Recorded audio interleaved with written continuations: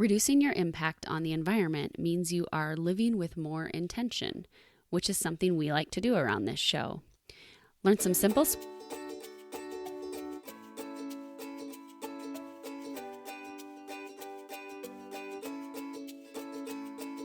Welcome to Health, Harmony, and Happiness with Kathy. I'm your host, Kathy Stricker. I'm a wife to a law enforcement officer and mama to 3 lively littles. I'm a business owner, yoga teacher, health coach, and wellness and life enthusiast. And what I really like doing is connecting others like you with resources that could bring you health, harmony, and happiness on your life journey. These 3 elements are a result of that inner light that flows naturally through you and brings contentment. They happen when you seek to live mindfully as your best self and tune in to following this inner guidance. May this podcast serve as a nudge to discover tools that could help you on your path towards more conscious living. Hey everyone, before we get started today, I just want to take a moment to thank you all for being here. I love seeing that people are listening to the show and sharing it. As you know, the best way to grow the show and this message of cultivating more health, harmony, and happiness in life is through rating or reviewing the show on Apple Podcasts. So if you haven't yet, head on over there and do that. I've included a link in the description of this episode to make it easier for you to do so. And if this episode helped you or gave you some valuable insights, please pass it on. I'm just so grateful for each one of you listening and your support and encouragement, and I'd love to hear from you. So if you've got ideas or things you want to hear more about, send me a message or join our community on Facebook and post how you are cultivating more health, harmony, and happiness in your life. Okay, let's get to the show.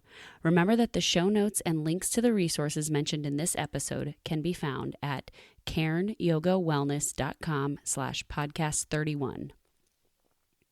Minimalism is kind of a buzzword these days, and it's really about living with less. So it makes sense that naturally, if you're a minimalist, you are probably making less of an impact on the environment around you, which is a good thing. When you're consuming less stuff, you are depleting less of the environment's resources. You are helping maintain the balance of things in the world so that we and our future generations can enjoy our planet.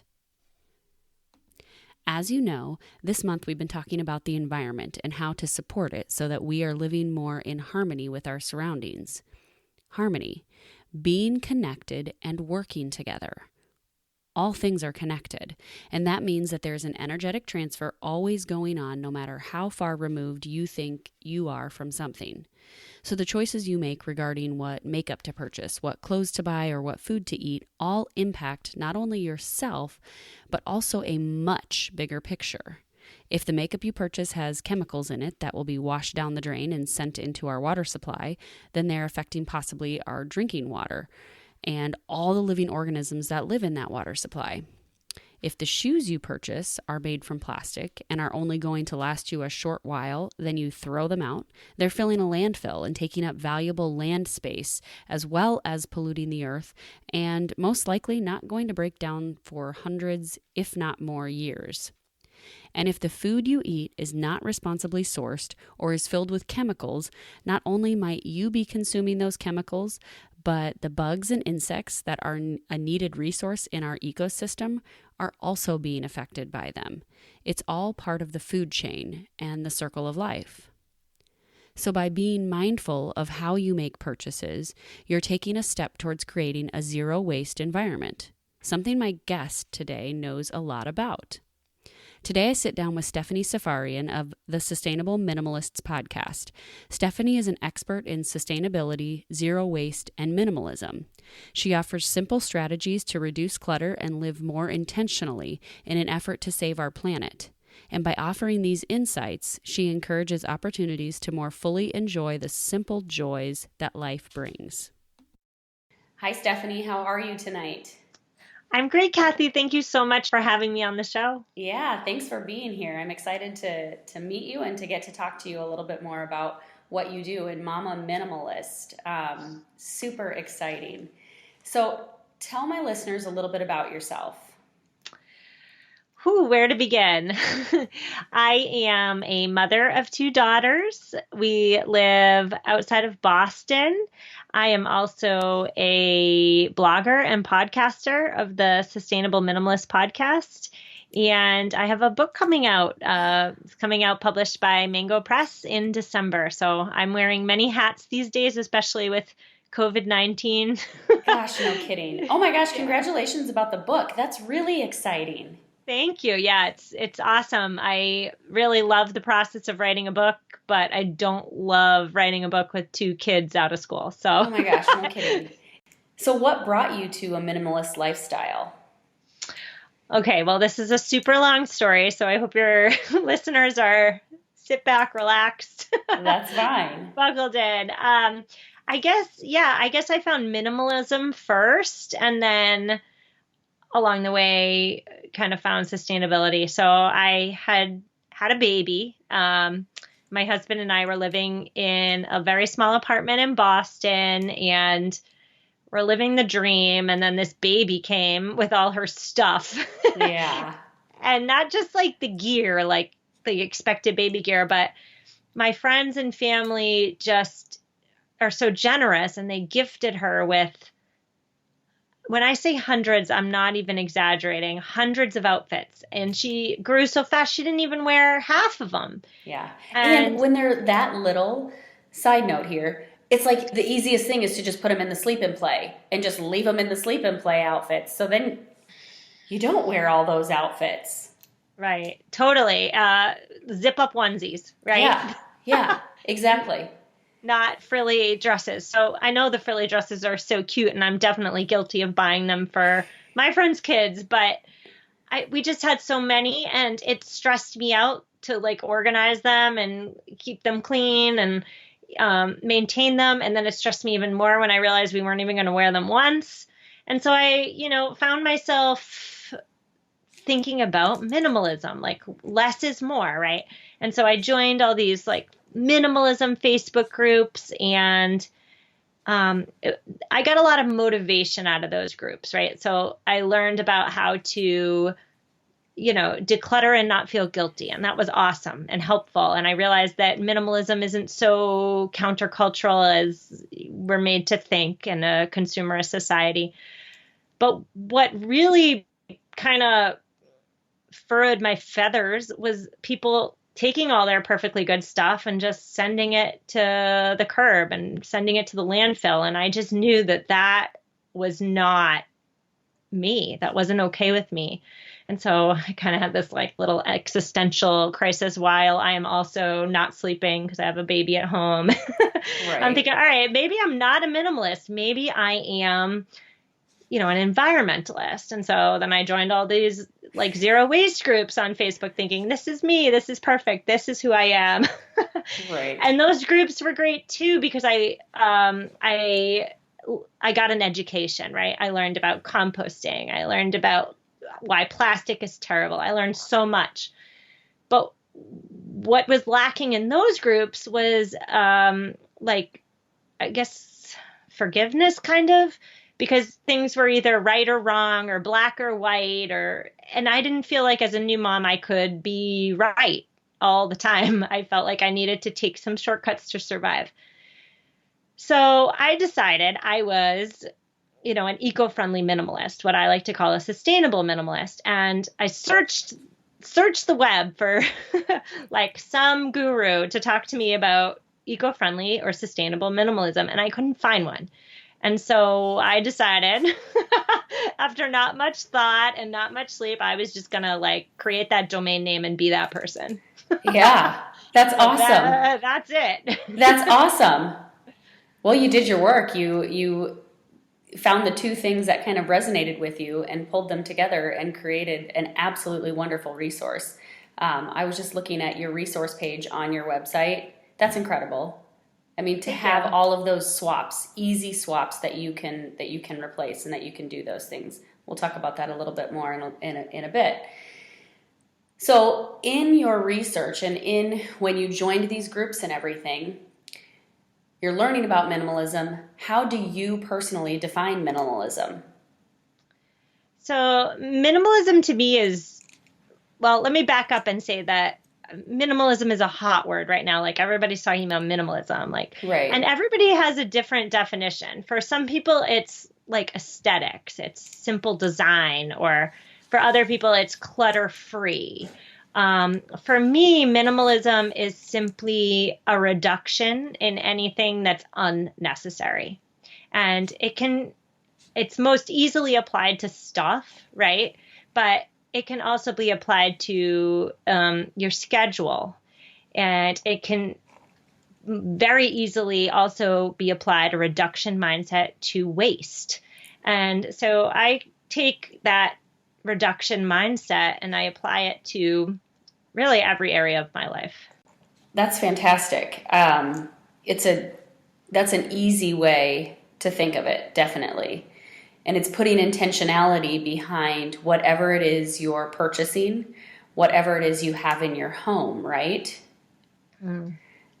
So what does sustainability mean to you then?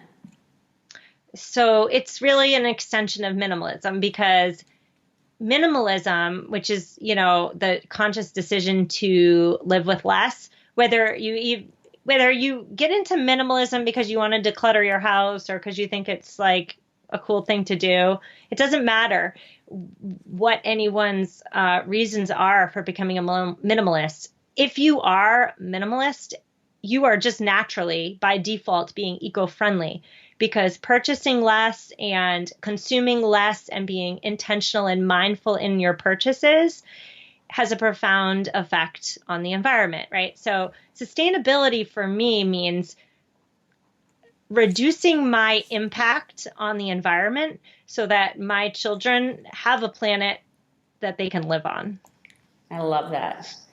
From the time that I was a kid, as long as I can remember, we have recycled in my house. And so it's never ever been a second thought in my mind. I think my sister, so I would have been like maybe in first grade when we started this whole adventure. I think my sister was like in brownies or something.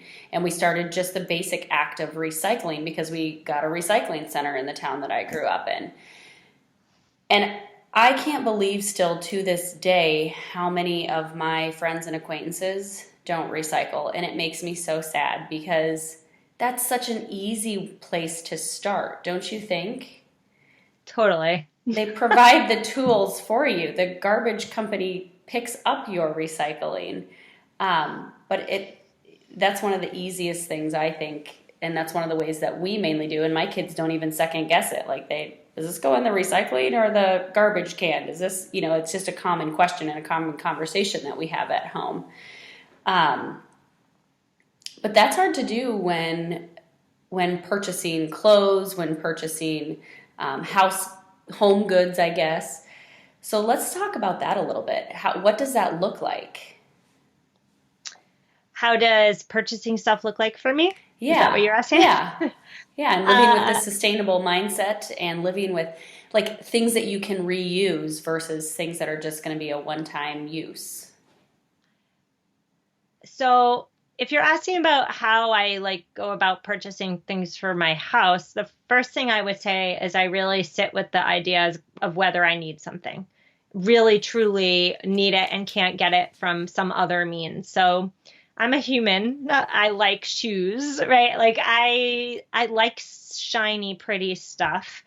And that those likes don't ever go away, especially with, targeted ads and Facebook algorithms that, send ads that they know before I know that I'm going to like right straight my way. But it's really getting in the habit of instead of just hitting click and purchase, instead thinking okay, well, are those boots going to line up with my life? Yes, those boots are cute, but let's be real. How often do I wear boots? I usually wear sneakers with my yoga pants when I go to pick up my kids from school. If it's a necessity, if I need to purchase a necessity, I take great pains. And when I say great pains, I say it was great pains at the beginning. It's not great pains anymore. I've already done the work, but to purchase sustainable and ethical options. So I don't know. I'm trying to think of a necessity, I guess. But that probably means that you spend a little bit more money to get that quality than just buying the cheapest thing that Amazon sells. Right. So I think you're making 2 points here. One is, are eco-friendly products more expensive? And I guess the answer to that would be maybe, but a lot of people don't realize that eco-friendly living can be actually much, like, it can be a very frugal practice if you do it in a way that, like, restricts your buying. So a very, very easy example of this would be, you're not supposed to donate stained or ripped clothing, because if you don't want it, nobody else is going to, like, pick it off the Goodwill rack. So, in my family, we rip up, we cut up, and maybe if I have time, I finish off the edges of those squares, and those are our cloth napkins. So I have not bought napkins in 5 years. I have not bought paper towels in probably 3 years. So I'm using what I already have. I'm just repurposing it, giving it a second life. And so, yes, sometimes eco-friendly products can be more expensive, but I think the key is to ask whether you really need eco-friendly products or whether you can just reuse or repurpose something you already have, if that makes any sense. Yeah, it absolutely does. And that's a great idea. And I think that with some things, going back to kind of the cost of things, some things you might spend a little bit more upfront, but that's because you're not going to be purchasing multiple items of it, right? Or going through it so quickly. For instance, I'll use my yoga mats, for example. I only recommend one type of yoga mat, and that's because they have a lifetime guarantee with them. They're not going to fall apart in 6 months, 2 months, whatever it may be. And those little plasticky particles aren't going to be filling up the yoga studio with them. So that's one way I think, people spend a little bit more on them, but they're made in a way that is more sustainable as well. Yeah, and the other thing is that, we have a single-use mindset, right, as a society, right? So single use has just completely permeated our culture. Tissues, coffee filters or coffee pods, everything is single use. You use it, cotton balls, you use it once and then you trash it. And companies actually love that we are a single-use culture, because if we use something and then trash it, that makes us constant consumers. And constant consumers keep going back to that original company and buying every time something replenishes. So if you think about consumerism in that lens, it's very easy to see how eco-friendly living is actually the frugal choice in the long run. Yeah, absolutely. Absolutely. It's funny because I had thought of some other things too. And one of the questions that I had thought of was, do you recommend people throw out, you already answered this, but do you recommend people throw out or get rid of things that they already have if they're transitioning to something that's going to be more eco-friendly? But I think how you talked about using the clothes, that's brilliant as napkins. Or I'm always so sad because I have a 6-year-old boy who gets holes in knees in everything, no matter what he wears. There's a hole in the knee at some point. And then what do you do with those little jeans? What do you do with those little pants? Because they can't be used. Nobody wants those. And I've sewn them up and that doesn't work. They don't stay. So that's a brilliant first step or brilliant tip to use for that clothing that may be unwearable anymore. You mentioned handkerchiefs. Using those instead of tissues. It's funny because my husband just said that to me last night. We were talking about something completely different. He's like, "That's why I use my handkerchief." And I said, "I know. What do you do in this coronavirus time with your handkerchief, though? You gotta, like, if you get the coronavirus, you have to, launder it, and I don't know. But it still can be kind of germ spreading, right?" So I feel like that's what the tissue industry wants you to think. I mean, and I will say that with the caveat that coronavirus is I know. unprecedented times. But in my house, so let me back up and say that my grandparents had a handkerchief, excuse me, and they kept it in their pocket. And then at the end of the day, when they washed their clothes, they washed their handkerchief.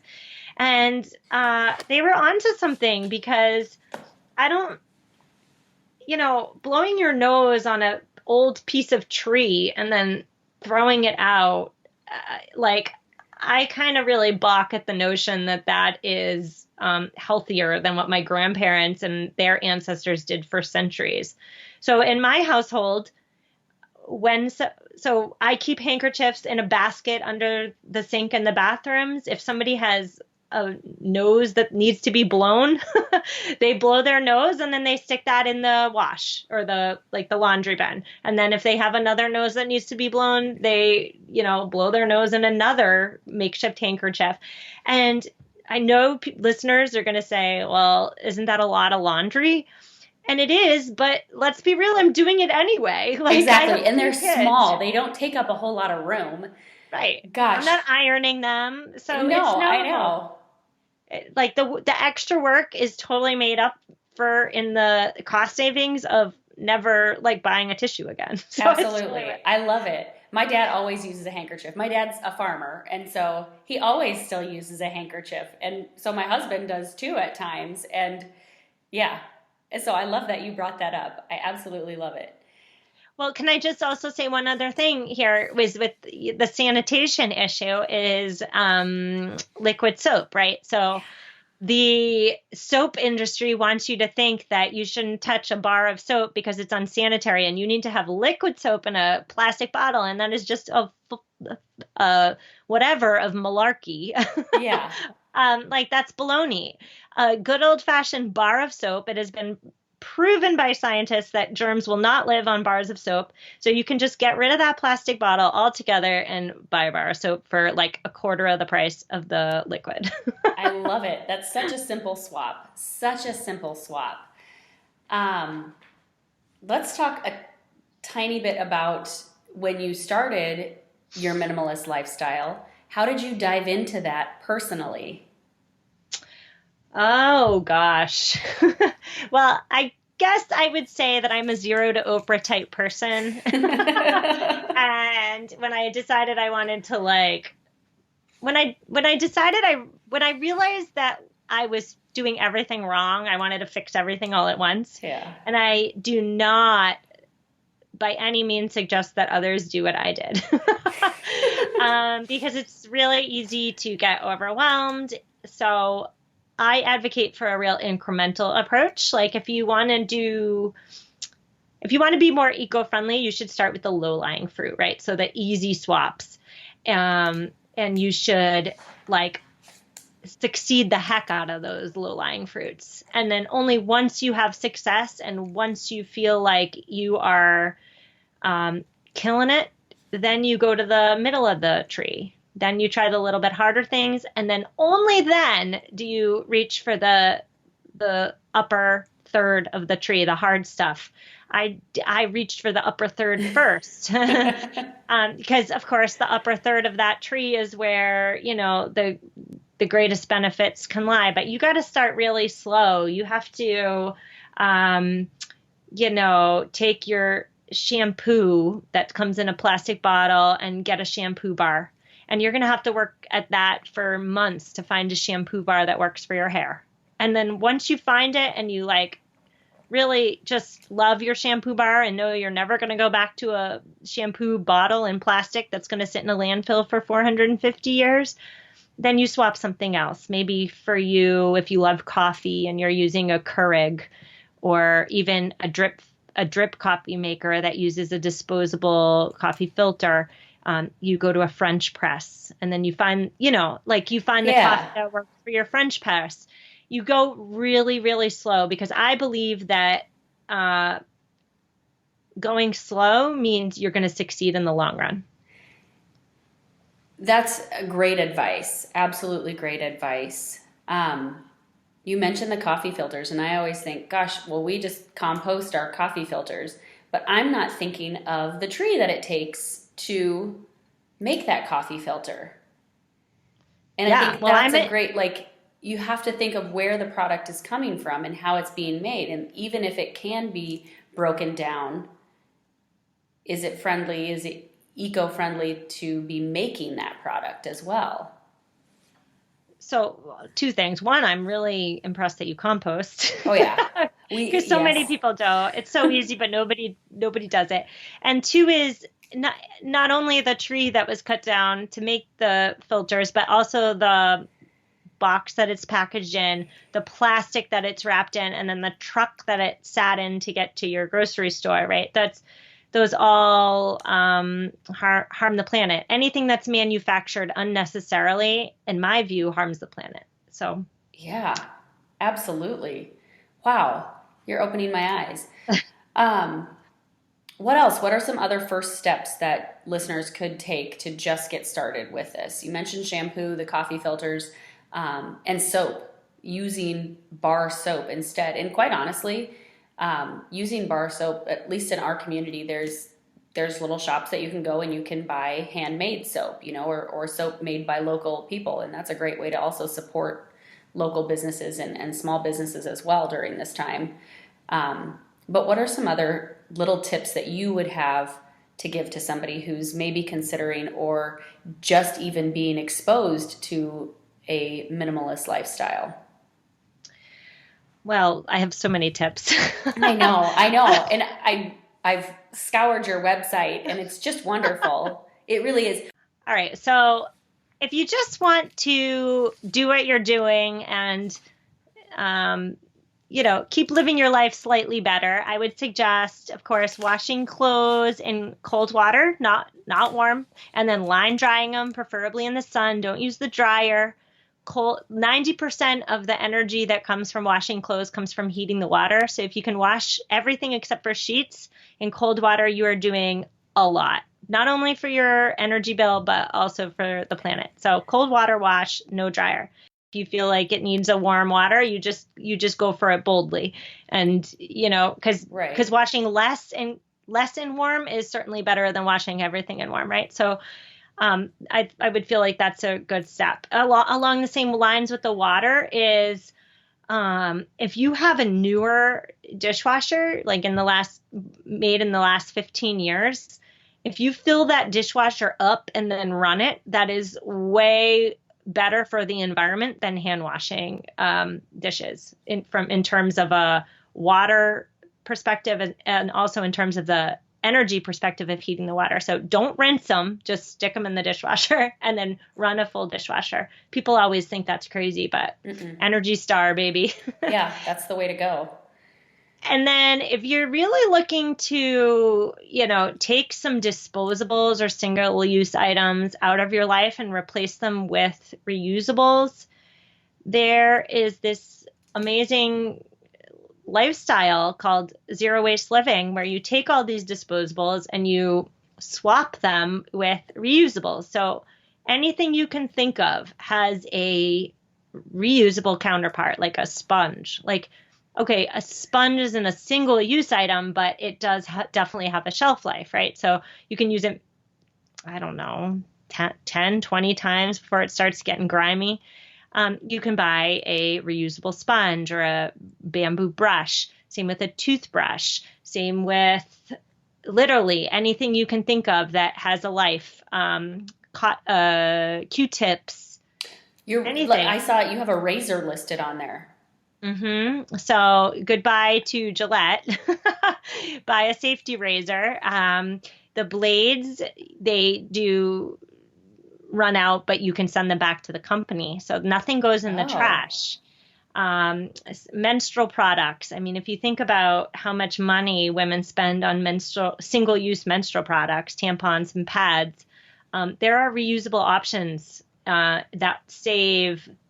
So again, there's like that, there's like an upfront cost, but over the life of you needing those products, you're saving thousands of dollars by not buying into that single-use mindset. So That's a lot. I've like laid it out in more of a better roadmap on my website, but for anybody interested, just know that there is a different way of living, and many of us live it happily. So, Absolutely. Some of the things that you're saying are things that we do every day already. And I forget that how much consumerism is out there and how much single-use products are such a way of life for so many people.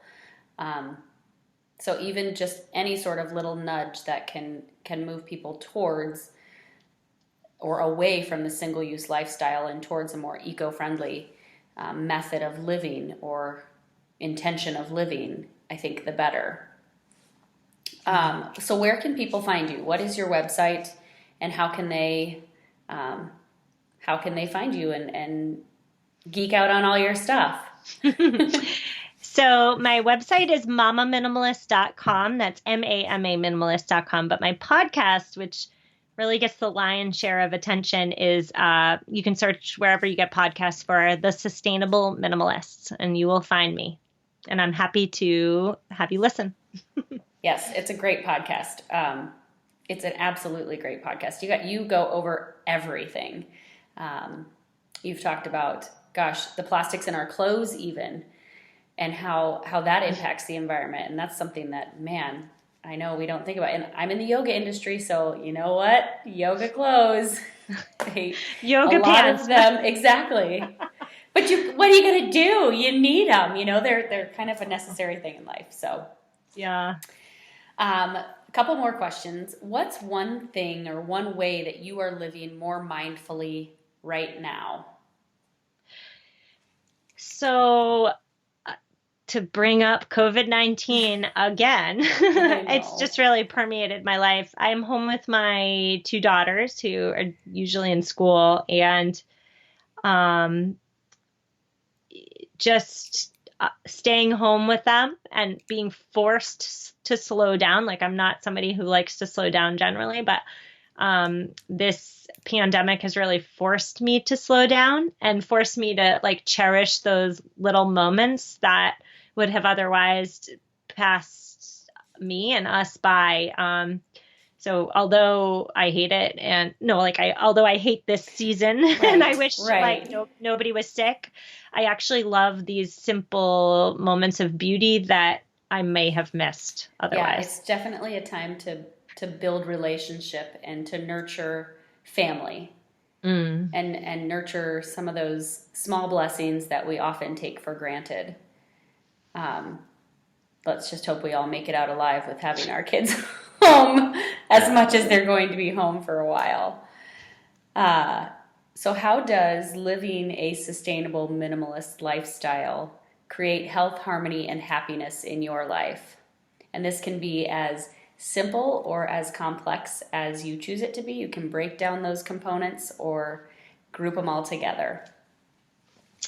So in terms of health, the decision to live with less and reduce consumption also generally means that we're making healthier decisions, right? So eco-friendly products often tend to be non-toxic. I'm specifically thinking with beauty products. So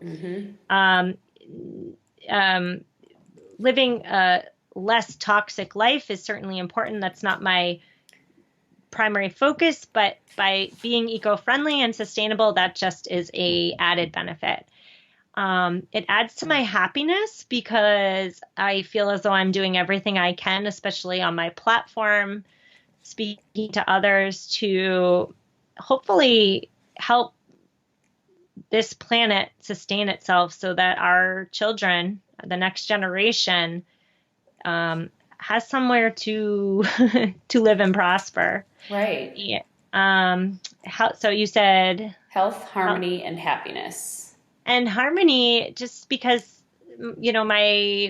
these values are just so ingrained in my marriage and in my kids.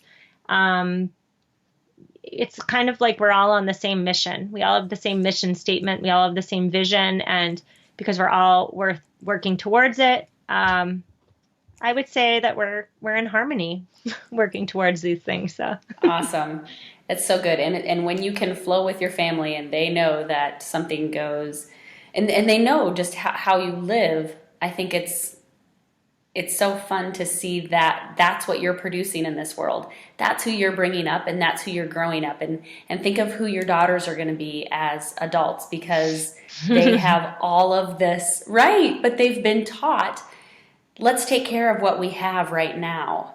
Let's preserve our planet. Let's and make a better place so that our kids can have a good place to live as well and have a beautiful space to be in and enjoy the world. Totally. All right, that's it for today. Thank you so much, Stephanie, for taking the time again. And any last notes or last pieces of information you want to share? Well, I had so much fun virtually talking to another adult. It's been a while.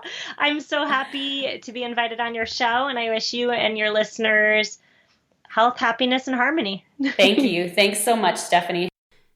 It turns out that living with a reduction mindset does not mean that you are living with less. It means that you're naturally consuming less stuff and creating less waste so that you can more fully enjoy the benefits of life and being present with your family, as Stephanie talked about. I like how Stephanie gave us some simple swaps to begin living more eco-friendly. And if you get a moment, go out to her website, because she's got a great resource page that lists things that she uses to move towards a more zero waste lifestyle. And like she said, it doesn't have to be implemented all at once. Use up what you've got, and when you're ready for something new, perhaps consider implementing some of those zero waste strategies so that your family can begin taking steps towards saving the planet so that the future generations, your kids and their kids, can benefit from it. A couple other notes or things that you guys might want to be aware of. Since this episode was recorded, I had the privilege of being a guest on Stephanie's podcast, the Sustainable Minimalist podcast. So I've linked to that episode, as well as the Mama Minimalist website and the yoga mat that I mentioned earlier in the show on the show notes page. Head on over to KarenYogaWellness.com/podcast31 to get all of those show notes. And cheers to cultivating more health, harmony, and happiness in your life. I hope you enjoyed today's episode. Thanks for tuning in. If you like what you hear, help us grow this podcast by sharing it with even just one other person. And it would mean so much to me if you would take a moment of your time to write a review. Your comments and feedback are what help me continue to bring you topics and guests that can help you and others on their journey in creating health, harmony, and happiness. Remember to head on over to KarenYogaWellness.com to get the show notes and links from today's episode. Follow me on Facebook and Instagram at Karen Yoga Wellness, and to continue connecting with more resources that could help you enhance health, harmony, and happiness in your own life, subscribe to this podcast. Thanks again for listening.